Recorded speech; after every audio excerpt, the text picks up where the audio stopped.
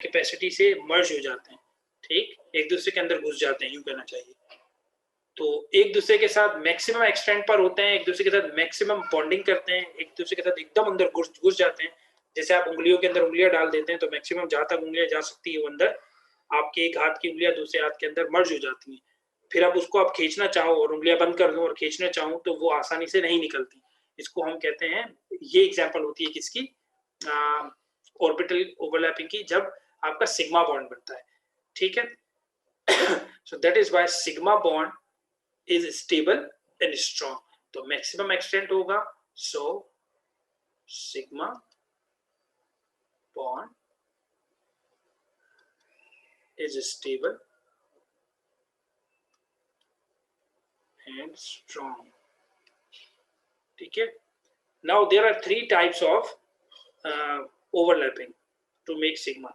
These three types are here. अब जरा इसकी एग्जांपल को देख लेंगे। जो पहले एग्जांपल है ना आपके पास, वो है हाइड्रोजन की, s से s ऑर्बिटल की।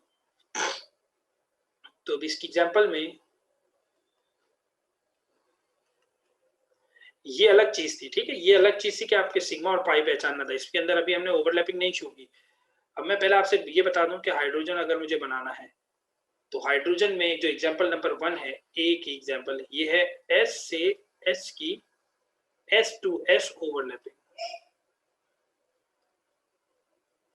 s से s की जो ओवरलैपिंग होगी वो कौन सी ओवरलैपिंग होगी, वो ओवरलैपिंग होगी आपकी सिग्मा बॉन्डिंग की, ठीक है। जब हाइड्रोजन से हाइड्रोजन जुड़ेगा तो H2 मॉलिक्यूल,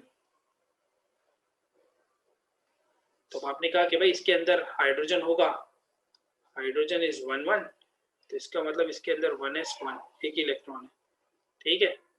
तो 1s1 इसका होगा, इसी तरह से एक हाइड्रोजन और ले आओगे तो 1s1 उसका होगा, यानी कि आपका हाइड्रोजन एक इलेक्ट्रॉन ये रहा, आपका हाइड्रोजन एक इलेक्ट्रॉन ये रहा। जब ये दोनों आपस में जुड़ेंगे तो क्या बनाएंगे, हाइड्रोजन एंड देन हाइड्रोजन। आपको लग रहा होगा भाई ये तो वही वाली चीज है जो हमने बचपन में पढ़ी थी, ठीक है। और ये वो रीजन है जहां पर आपका पॉसिबिलिटी ऑफ इलेक्ट्रॉन आपको मिल जाएंगे, ठीक है। ये वो बिल्कुल वही वाली चीज है। इसके अंदर ये 1s1 था, ये 1s1 था, तो ये 1s1, ये भी 1s1, अब ये 1s2 हो गए, मॉलिक्यूलर कॉन्फ़िगरेशन हो गई, याद आया, 1s2 मॉलिक्यूलर कॉन्फ़िगरेशन के H2 की कॉन्फ़िगरेशन क्या है, आप कहोगे 1s2 क्योंकि मॉलिक्यूल बन गया, तो ये मॉलिक्यूलर कॉन्फ़िगरेशन कहलाएगी, ठीक है। अब इसमें दो बातें और भी याद रखनी है, इसको एरो एंड बॉक्स वाले जो मेथड से अगर समझोगे तो वो यूं नजर आएगा कि आपके पास एक बॉक्स है, उसके अंदर एरो है, ये हाफ फिल्ड है, ये भी हाफ फिल्ड है, दोनों को जोड़ दो फुलफिल हो गए, ये पेयर बन गया। इसको हम कहते थे डुप्लेट ओ लेवल में, कि ये डुप्लेट बन गया, ठीक है। इसको ऐसे भी रिप्रेजेंट कर सकते हैं, ऐसे भी कर सकते हैं, और ऐसे तो आपको पता ही है करते हैं, ठीक है। अब ये सिग्मा बॉन्ड कैसे कहलाया और सिग्मा बॉन्ड का शेप कैसा बनेगा, तो आओ जरा इसको भी समझ लेते हैं। जब ये इन दोनों के सब ये जुड़ेगा तो याद रखिएगा कि आपका एक न्यूक्लियस होता है ऐसे, और एक और न्यूक्लियस होगा ऐसे, इसकी इससे एक रिपल्जन होगी, ठीक है। लेकिन इस इलेक्ट्रॉन की और इस इलेक्ट्रॉन की इससे इसके साथ अट्रैक्शन, इसकी इसके साथ अट्रैक्शन, तो जब ये दोनों जुड़ेंगे तो एक हद तक ही जुड़ सकेंगे, एक दूसरे के अंदर बिल्कुल सुपर इम्पोज नहीं हो सकते, ठीक है, एक हद तक जुड़ेंगे। तो वो जो एक हद तक जुड़ेंगे उसके नतीजे में बॉन्ड लेंथ बनती है, यानी कि वो जुड़ेगा बनेगा तो यही, लेकिन अब मैं अगर इसको कहूं कि इस रिपल्जन को अगर मैं बिल्कुल ही खत्म कर दूं तो ये पूरा का पूरा इसके ऊपर आकर बैठ जाएगा, ऐसे लगेगा कि ये इसके ऊपर चिपक गया, ठीक है, बिल्कुल ऊपर सुपर इम्पोज हो जाएगा। तो सुपर इम्पोज नहीं करना, ये लीनियरली जुड़ेंगे, यानी कि ये इधर से जुड़ेगा, ये इधर से जुड़ेगा, इसको कहते हैं हेड ऑन, सही है, लीनियर ओवरलैपिंग।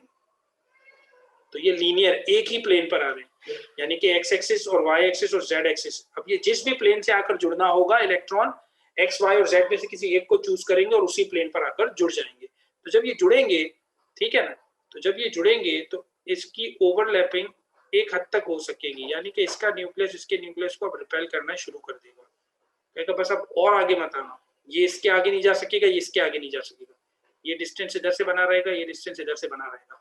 तो इधर से इसका और इधर से इसका, इस डिस्टेंस को हम कहते हैं बॉन्ड लेंथ।